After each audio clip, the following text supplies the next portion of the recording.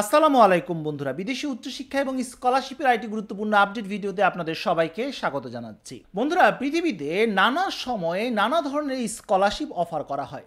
তবে সব স্কলারশিপের ফিচারগুলো বা বৈশিষ্ট্য বলুন, সুযোগ সুবিধা বলুন, এগুলোর মধ্যে কিন্তু ভিন্নতা থাকে। এই স্কলারশিপগুলোর মধ্যে জনপ্রিয় একটি স্কলারশিপ হচ্ছে কমনওয়েলথ স্কলারশিপ। প্রতি বছরের মতো এবছরও বাংলাদেশি শিক্ষার্থীদের জন্য এই স্কলারশিপটি অফার করা হয়েছে। এখানে একজন বাংলাদেশি শিক্ষার্থী খুব সহজেই আবেদন করতে পারেন। আজকের ভিডিওতে এই আবেদন নিয়ে বিস্তারিত আলোচনা, সুযোগ সুবিধা নিয়ে কথাবার্তা বলবো, অসুবিধার কথাও বলবো, শর্তগুলো জানিয়ে দিব, প্রসেসগুলো জানিয়ে দিব স্টেপ বাই স্টেপ, যাতে করে বাসায় বসে নিজে নিজে কারো হেল্প ছাড়াই আপনি এই স্কলারশিপের জন্য আবেদন করতে পারেন। তাই ভিডিওটি শুরু থেকে শেষ পর্যন্ত দেখা আপনার জন্য অনেক বেশি ইম্পর্টেন্ট। বন্ধুরা, আপনি যদি আমার চ্যানেলে নতুন হয়ে থাকেন, অনুরোধ করছি সাবস্ক্রাইব করার। অলরেডি সাবস্ক্রাইব করে থাকলে থ্যাংক ইউ সো মাচ। চলুন শুরু করা যাক। বন্ধুরা, ইউকে গভর্নমেন্টের একটি অন্যতম জনপ্রিয় এবং প্রেস্টিজিয়াস স্কলারশিপের নাম হচ্ছে কমনওয়েলথ স্কলারশিপ। 1983 সাল থেকে কমনওয়েলথভুক্ত অনুন্নত যে দেশগুলো রয়েছে সেখানকার শিক্ষার্থীদের জন্য মূলত এই স্কলারশিপটি অফার করা হয়। বাংলাদেশ যেহেতু কমনওয়েলথভুক্ত একটি দেশ, তাই বাংলাদেশি শিক্ষার্থীরা এখানে খুব সহজেই আবেদন করতে পারেন। তবে আপনাদেরকে জানিয়ে রাখি, কমনওয়েলথ স্কলারশিপের দুটি প্রধান ভাগ রয়েছে। একটি হচ্ছে কমনওয়েলথ স্কলারশিপ, আরেকটি হচ্ছে কমনওয়েলথ শেয়ার্ড স্কলারশিপ। যেহেতু নামটা প্রায় একই ধরনের, তাই অনেকেই কিন্তু এই নামের কারণে কনফিউজ হয়ে যায়। তবে দুটির মধ্যে সবচেয়ে বড় পার্থক্য হচ্ছে কমনওয়েলথ শেয়ার্ড স্কলারশিপটি মূলত ইউকের কিছু পার্টিকুলার ইউনিভার্সিটির পার্টিকুলার কোর্সের জন্যই মূলত এই স্কলারশিপটি অফার করা হয়ে থাকে। তবে আজকে আমরা মূলত কমনওয়েলথ স্কলারশিপ নিয়ে আলোচনা করব। কমনওয়েলথ শেয়ার স্কলারশিপ নিয়ে আমার চ্যানেলে অলরেডি একটি ভিডিও রয়েছে, চাইলে আপনারা দেখে নিতে পারেন, সেখানে আরও বিস্তারিত আমি আলোচনা করেছি। এই ছিল কমনওয়েলথ স্কলারশিপ নিয়ে বেসিক কিছু কথাবার্তা। এবারে কমনওয়েলথ স্কলারশিপের সুযোগ সুবিধা নিয়ে আলোচনা করি, কারণ সুযোগ সুবিধা জানা থাকলে হয়তো আপনি এই স্কলারশিপের ব্যাপারে আরও বেশি আগ্রহী হবেন।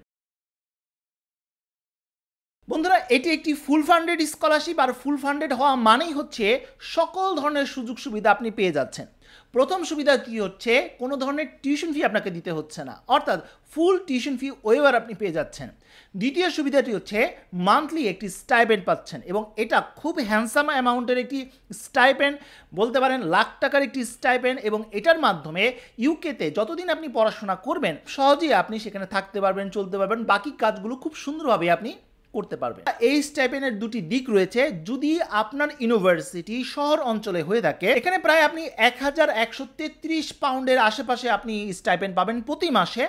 আর আপনার ইউনিভার্সিটি যদি বা আপনার লিভিং প্লেস যদি মেট্রো এরিয়াতে হয়ে থাকে, তাহলে 1390 পাউন্ডের আশেপাশে আপনি স্টাইপেন্ড প্রতি মাসে পেয়ে যাচ্ছেন, এবং এটা দিয়ে আপনি থাকা, খাওয়া, চলাফেরা খুব ভালোভাবেই করতে পারবেন বলে আশা করি। বন্ধুরা, তৃতীয় সবচেয়ে বড় সুবিধাটি হচ্ছে আপনার যাওয়ার জন্য এবং আসার জন্য যে এয়ার টিকিট আছে সেটাও আপনাকে দেওয়া হবে। চতুর্থ সুবিধা হচ্ছে ওয়ার্ম ক্লথ অ্যালাউন্সও আপনি দেওয়া হবে, অর্থাৎ গরম কাপড় চোপড় কেনার জন্য আপনাকে আলাদা একটি স্টাইপেন্ডও দেওয়া হবে। এছাড়া স্টাডি ট্রাভেল গ্র্যান্ট রয়েছে, এবং আপনি যদি সিঙ্গেল মাদার এবং বা সিঙ্গেল ফাদার হয়ে থাকেন তাহলে অতিরিক্ত আপনাকে 485 পাউন্ড করে প্রতি মাসে আপনাকে দেওয়া হবে। এছাড়া যাদের ডিসএবিলিটির প্রবলেম রয়েছে তারা সেটা কিন্তু উল্লেখ করে সেখান থেকেও কিন্তু নানা ধরনের সুযোগ সুবিধা আপনি পেয়ে যাবেন। সর্বোপরি যাদের স্পাউস রয়েছে তারা কিন্তু ইমিগ্রেশনের রুলস বা গভর্নমেন্টের যে রুলস রয়েছে সেই রুলসগুলো মেনে তখন কিন্তু আপনার স্পাউসকেও নিয়ে যেতে পারবেন। তবে স্পাউস নিয়ে গেলেও তার যে খরচগুলো সেগুলো কিন্তু কমিটি বহন করবে না, আপনাকেই সেটা বিয়ার করতে হবে। এখন প্রশ্ন আসতে পারে, ভাইয়া এত সব সুবিধার কথা বললেন, অসুবিধা নেই?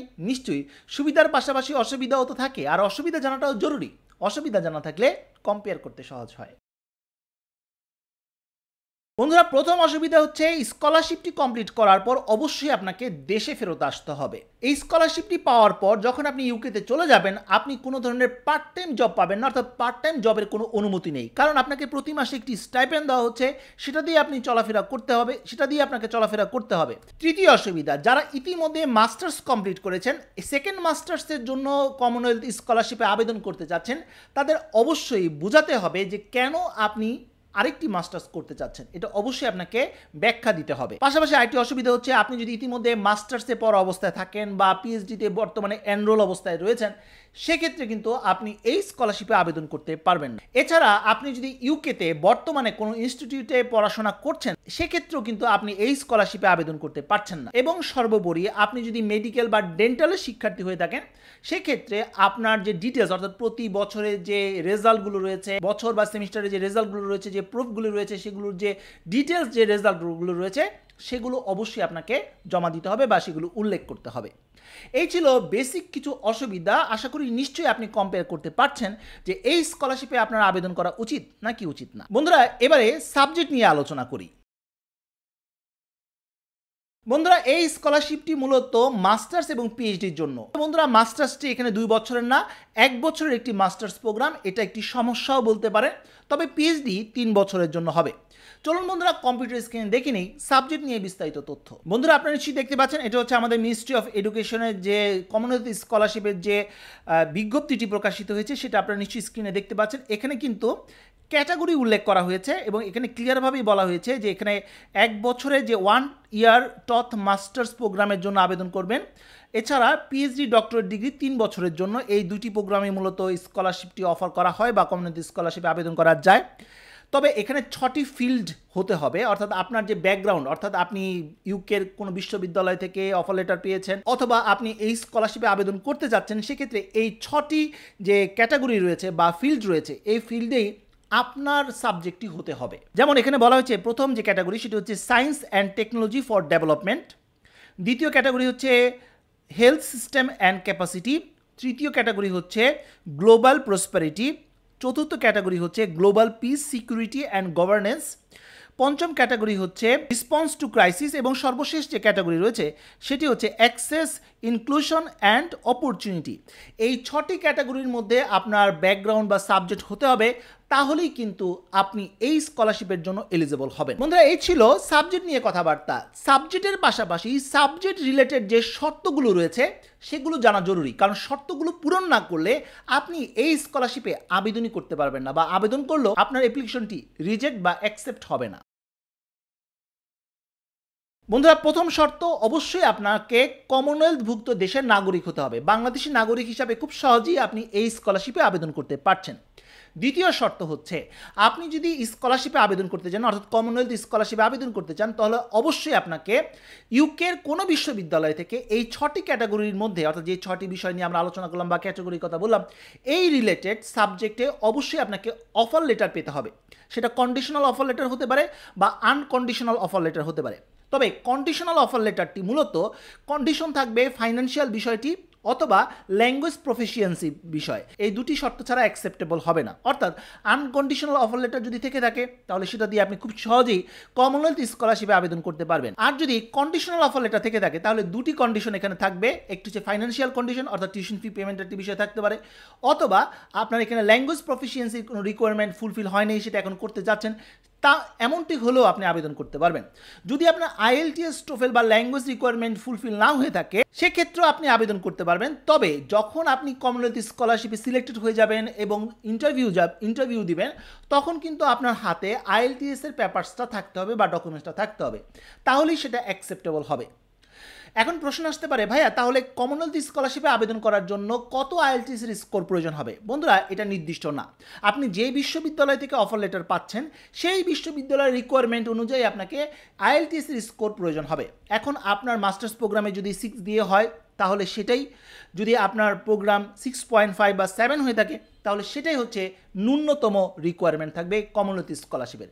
আশা করি এতটুকু ক্লিয়ার। বন্ধুরা, এর পরের শর্তটি আরও গুরুত্বপূর্ণ, সেটা হচ্ছে রেজাল্ট সংক্রান্ত শর্ত। আপনার বিগত রেজাল্ট 2.70 আশেপাশে হতে হবে, এটা ন্যূনতম। এটা হলে আপনি আবেদন করতে পারবেন আউট অফ 4-এ।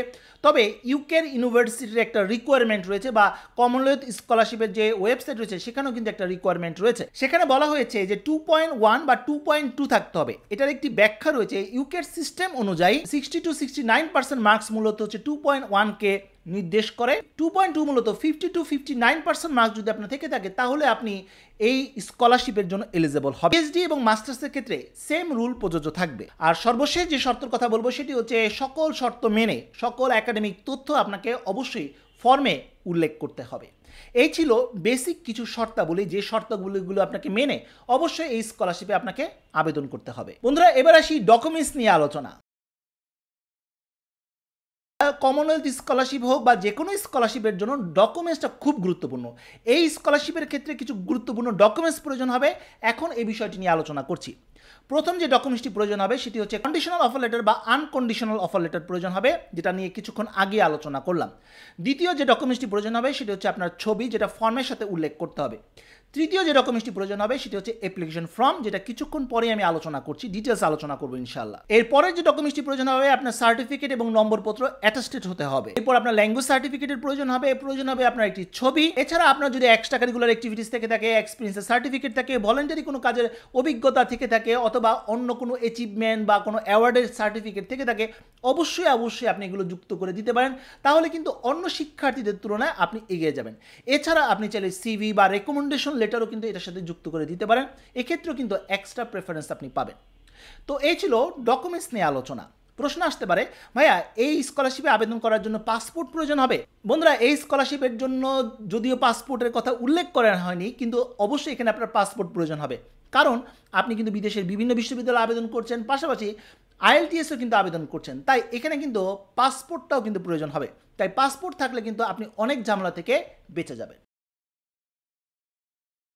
বন্ধুরা, আবেদন করার বেশ কয়েকটি স্টেপস রয়েছে। যদি স্টেপসগুলো সঠিকভাবে অনুসরণ করতে পারেন, তাহলে বাসায় বসে নিজে কারো হেল্প ছাড়াই আপনি এই স্কলারশিপের জন্য আবেদন করতে পারবেন। প্রথম স্টেপটি হচ্ছে অনলাইন ফর্ম পূরণ করা। বন্ধুরা, কমনওয়েলথ স্কলারশিপে আবেদন করার জন্য প্রথমে যে অ্যাপ্লিকেশন ফর্মটি রয়েছে সেটা অনলাইন থেকে আপনাকে ডাউনলোড করতে হবে। ডাউনলোড করার পর সেটা কম্পিউটারে টাইপ করতে হবে, এরপর এটাকে প্রিন্ট করে তারপর সই করে সেটা আপনাকে হার্ড কপি জমা দিতে হবে। বন্ধুরা, চলুন কম্পিউটার স্ক্রিনে দেখিনি কোথায় এবং কিভাবে এই ফর্মটি আপনি পাবেন এবং কিভাবেই এটা পূরণ করতে হবে। বন্ধুরা, আপনারা নিশ্চয়ই দেখতে পাচ্ছেন এটা হচ্ছে ইউজিসির ওয়েবসাইট, বাংলাদেশ বিশ্ববিদ্যালয় মঞ্জুরি কমিশনের ওয়েবসাইট। এখানে আসার পর একটু নিচের দিকে যদি স্ক্রল করেন, তাহলে আপনি এখানে দেখতে পাবেন যে ইন্টারন্যাশনাল স্কলারশিপ ফেলোশিপ নিয়ে একটি অপশন এখানে রয়েছে। এখানে আসার পর দেখতে পাচ্ছেন এখানে কমনওয়েলথ স্কলারশিপ নামের একটি অপশন রয়েছে, এখানে ক্লিক করতে হবে। এখানে কিন্তু বেশ কিছু তথ্য রয়েছে, যেমন এখানে বলে কমনওয়েলথ স্কলারশিপের যে বিজ্ঞপ্তিটি এখানে রয়েছে, অ্যাডভার্টাইজমেন্ট, এবং এরপর দেওয়া হচ্ছে অ্যাপ্লিকেশন ফর্ম। এখানে যদি আপনি ক্লিক করেন তাহলে এই একটি MS ওয়ার্ডের ডকুমেন্টস এখানে ডাউনলোড হয়ে যাবে। বন্ধুরা, আপনি স্ক্রিনে দেখতে পাচ্ছেন এটাই সেই ফর্মটি, এখানে নোটিশটাও রয়েছে। তো নোটিশটা আপনার প্রয়োজন হবে না, এখান থেকে মূলত ফর্মটি শুরু হচ্ছে। তো প্রথমেই আপনাকে মাস্টার্সে বা PhD কোন প্রোগ্রামে আপনি আবেদন করতে চান সেটা আপনাকে লিখতে হবে বা উল্লেখ করতে হবে। এরপর আপনার থিমটা, অর্থাৎ যে 6টি ক্যাটাগরির কথা বলেছিলাম সেই 6টি ক্যাটাগরির মধ্যে কোন ক্যাটাগরির মধ্যে আপনি পড়ছেন সেটা আপনাকে উল্লেখ করতে হবে, এবং অবশ্যই আপনার প্রোগ্রাম নেম দিতে হবে, অর্থাৎ কোন বিশ্ববিদ্যালয় থেকে আপনি অফার লেটার পেয়েছেন, কোন প্রোগ্রামে পেয়েছেন সেটা উল্লেখ করতে হবে।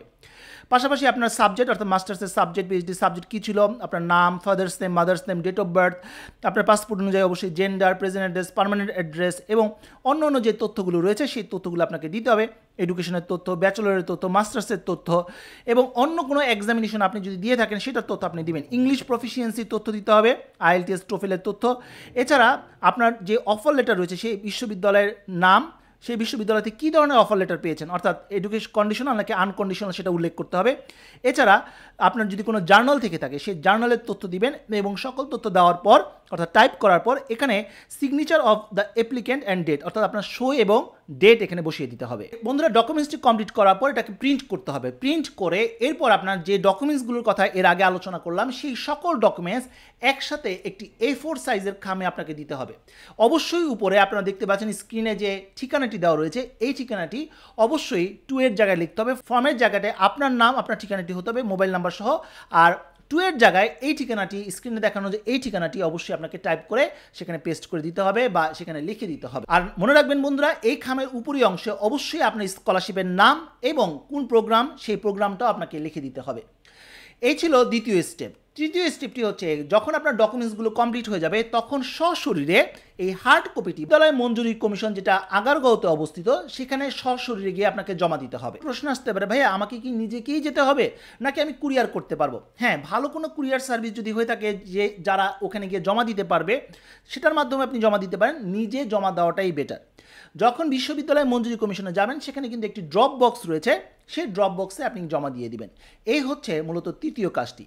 চতুর্থ কাজ, মূলত এটা আপনার কাজ না, এটা কর্তৃপক্ষের কাজ। তারা আপনার কাগজপত্র যাচাই বাছাই করবে এবং শর্ট লিস্টেড ক্যান্ডিডেটদের তালিকা প্রকাশ করবে। মনে রাখবেন বন্ধুরা, কমনওয়েলথ স্কলারশিপের রেজাল্ট কিন্তু আপনাকে ইমেলের মাধ্যমে, ফোন করার মাধ্যমে বা কোনো নোটিফিকেশনের মাধ্যমে জানানো হবে না। আপনাকে অবশ্যই কমনওয়েলথ স্কলারশিপের এই রেজাল্ট পাওয়ার জন্য ইউজিসির ওয়েবসাইটটা প্রতিনিয়ত ভিজিট করতে হবে, দেখতে হবে কখন রেজাল্ট পাবলিশড হয়, এবং সেই রেজাল্ট দেখে সেই লিস্টে যদি আপনার নাম থেকে থাকে, এই নিয়ম অনুযায়ী অর্থাৎ ইউজিসির নিয়ম অনুযায়ী একটি ইন্টারভিউ অ্যাটেন্ড করতে হবে। ইন্টারভিউতে যত ধরনের কাগজ আপনি সাবমিট করেছেন, ফটোকপিগুলো, সেগুলোর মেইন কপি সাথে নিয়ে যেতে হবে। আশা করি এতটুকু ক্লিয়ার। এর পরের স্টেপসটি মূলত হচ্ছে আপনার ইন্টারভিউ কমপ্লিট করার পর তারা আপনাকে যাচাই বাছাই করবে এবং সব কিছু যদি ঠিক থাকে, যদি আপনাকে স্কলারশিপটি তারা দিয়ে থাকে, সেটার রেজাল্টও কিন্তু ইউজিসির ওয়েবসাইটেই প্রকাশ করবে। যদি সেখানে আপনার নাম থেকে থাকে তাহলে পরবর্তী কাজটি একদমই সহজ। ইউজিসি এবং ইউকের যে এম্বাসি আপনাকে সহযোগিতা করবে পরবর্তী ধাপের জন্য। মূলত এখানে আপনাকে একটি ফর্ম পূরণ করতে হবে, ইলেকট্রনিক অ্যাপ্লিকেশন সিস্টেমের মাধ্যমে আপনাকে একটি ফর্ম পূরণ করতে হবে এবং সেই ফর্মের সাথে আরও কিছু ডকুমেন্টস, অর্থাৎ একাডেমিক ডকুমেন্টসের সাথে আরও কিছু ডকুমেন্টস আপনাকে ইউজিসিতে আবার সাবমিট করতে হবে। তারপর আপনার মূলত হচ্ছে ভিসার কার্যক্রম বা অন্যান্য কার্যক্রম চলবে। ওই ক্ষেত্রে এম্বাসি আপনাকে পূর্ণ সহযোগিতা করবে, অর্থাৎ পরের ধাপটি নিয়ে আপনাকে চিন্তা করতে হবে না, এম্বাসি এবং ইউজিসি আপনাকে হেল্প করবে। এই ছিল পুরো ধাপটি। আশা করি এই ধাপগুলো যদি আপনি অনুসরণ করতে পারেন, নিজে নিজেই এই স্কলারশিপে আবেদন করা সম্ভব হবে। এখন প্রশ্ন আসতে পারে সবচেয়ে বড় কথা, সেটি হচ্ছে ভাইয়া ডেডলাইন কবে? বন্ধুরা, ইউজিসির ওয়েবসাইটে যে বিজ্ঞপ্তিটি প্রকাশিত হয়েছে সেই বিজ্ঞপ্তি অনুযায়ী আগামী 18ই সেপ্টেম্বরের মধ্যে অবশ্যই আপনাকে ফর্ম পূরণ করে ডকুমেন্টস সমেত যে খামটি রয়েছে সেটা ইউজিসিতে জমা দিতে হবে। তার মানে ডেডলাইন হচ্ছে 18ই সেপ্টেম্বর 2024। তো বন্ধুরা, এই ছিল আজকের মতো ভিডিও। আজকে আমরা জানতে পারলাম কমনওয়েলথ স্কলারশিপ নিয়ে বিস্তারিত তথ্য। আশা করি তথ্যগুলো কাজে লাগিয়ে এই স্কলারশিপের জন্য আপনি আবেদন করতে পারবেন। তো বন্ধুরা, আজ এই পর্যন্ত সবাই ভালো থাকুন, সুস্থ থাকুন। দেখা হবে আগামী কোনো ভিডিওতে। সে পর্যন্ত আল্লাহ হাফেজ।